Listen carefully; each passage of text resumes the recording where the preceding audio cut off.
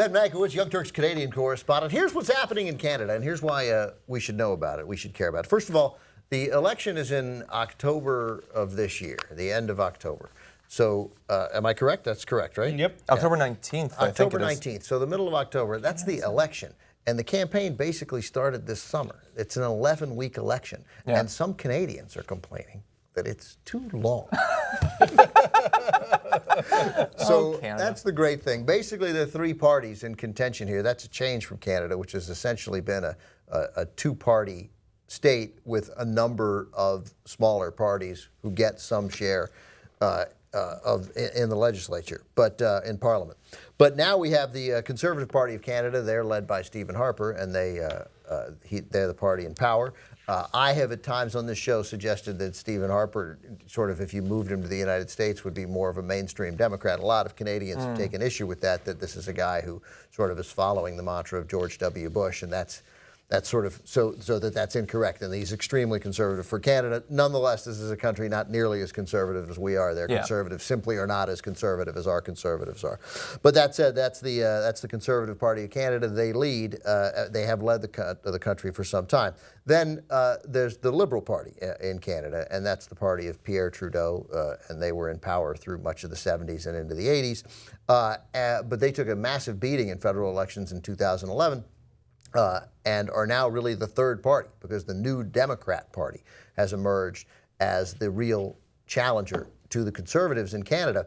And there could certainly be, polls show, a coalition between the Liberals in Canada and the New Democrat Party. So first of all, now let's take a look at some polling there in Canada. This is Canadian Broadcasting Corporation poll tracker gives the New Democrat Party a nearly 32% of support in the polls. Conservatives then at 30.1, Liberals in third at 27%. So as you can see, it's incredibly close. And if those results held up, obviously you could have a significant majority if there could be a deal worked out between the NDP and the Liberals. Why it's significant is that the Liberals are frequently described in Canada as being very similar to Democrats in America, very wishy-washy, eager to make compromises, not really taking a stand on anything, even though they are much closer to Liberals here in America. But the New Democrat Party could really, why the election matters and why people should pay attention to it, could throw a not insignificant wrench into U.S.-Canadian relations, have a major impact on U.S.-Canadian relations. Remember, Canada, not Mexico, is our biggest trading partner. This is a huge economic, our economic relationship with Canada is as important or more important than any economic relationship we have. And the New Democrat Party in Canada, likely to oppose the pipeline, right? Also likely to oppose TPP. Right. So all of this would have, and significant agricultural standards. This would be an aggressive, involved government in Canadian life if the NDP wins. They're led by a guy named Tom Mulcair. The Liberals are led by Pierre Trudeau's son, who's super handsome, Justin Trudeau, and the Conservatives, as they have been for some time, by Stephen Harper. Yeah. Yeah, look, it's interesting that in America, despite the fact that we have this extremely close relationship with Canada, we find them so uninteresting generally, and I apologize for that. There's no good reason for it, and I don't understand why it is, but I get excited just listening to you talk about the possibility that were they to be the head of a governing coalition, that they could stand against TPP, because here in America, it seems like there's a lot of opposition to TPP, but not necessarily in the halls of our government.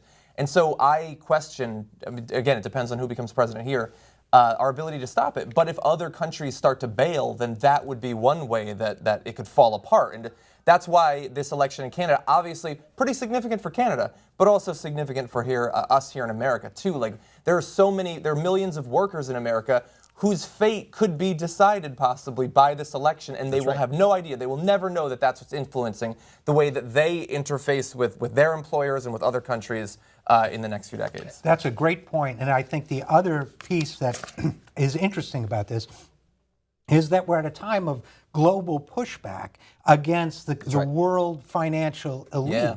And the rise of the New Democratic the New Democrat Party reflects that, just as the rise of Syriza in Greece reflects that, Podemos in Spain, the rise of Jeremy Corbyn, who they're calling the British Bernie Sanders, the Elizabeth Warren's popularity, and so on. Well, don't just say and so on. I mean, you work for him. You could include him in this list. I had to kind of camouflage him with other, but yeah, absolutely. I mean, I think it shows that there is a pushback against what was generally accepted to be the ruling order and the way things are in the economy and in the governance of It's this got to world. make you feel encouraged if you're working right now for Bernie Sanders that if we see in October of 2015, if the New Democrat Party holds on and wins and forms a government there in Canada, that is a sign. That is a sign. I mean, Canada, it's not, what happens in Canada does not happen in a vacuum.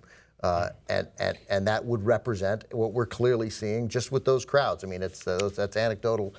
It's anecdotal evidence, but it's pretty strong anecdotal evidence. Yeah. So I'm with Richard. As we have, unfortunately, the right-wing warmongers in power in so many parts of the world, whether it's Putin or Erdogan or Netanyahu, and pushing for more and more conflicts, let alone Assad and far worse figures. But at the same time, we have that rise: Greece, Spain, Canada, etc., and Iceland. The list goes on and on. So it gives you a little bit of hope. All over Latin America. It's certainly the case. Uruguay, that the cavalry's on its way. And if the cavalry, and part of that cavalry is the Canadian cavalry, that would be fitting and wonderful. The Mounties have mounted up, if you will. I'm not sure, though, that Canada is very indicative of what's going to happen in the U.S., because they have far cleaner elections. So, I mean, the NDP winning in Alberta that's amazing, and I think could almost never happen in the U.S., because their opposition would have $1 billion, and they would run unlimited political ads, and NDP wouldn't have enough money, and they'd get drowned out.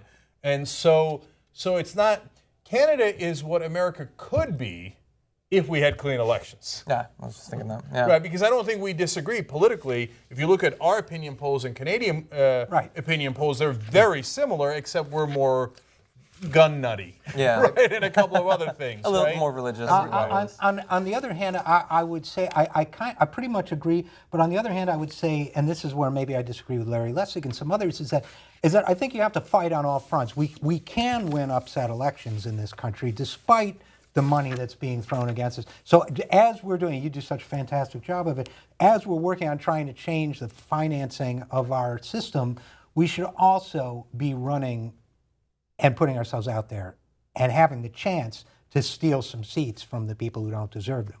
Yeah. Mm-hmm. I hear you. And I noticed that pot shot at Lessig. I saw it. I was just saying. I was just. It's a genuine disagreement, actually. It's not more than a. I didn't realize it. I stole from Matt Iglesias in Vox as I was reading this thing. He says about Justin Trudeau that he's considered a bit of a lightweight because he's so young, and unlike many of his other colleagues in the Liberal Party, he did not serve in the last Liberal cabinet that preceded Harper's first government. On the other hand, he's a very good-looking man. Well, I don't think it's theft to So notice if apparently, someone's Matt good looking. Iglesias and I agree. I'll give you a pass on that one. You noticed he was good looking. That's all right. He's very handsome. It's not undeniable. You noticed, and then you can't help but keep bringing it up for some reason. It's weird. In the meeting before the show, in the breaks, I thought for find sure some you reason. thought the sentence was going to end. And unlike his colleagues in the Liberal Party, he is good looking.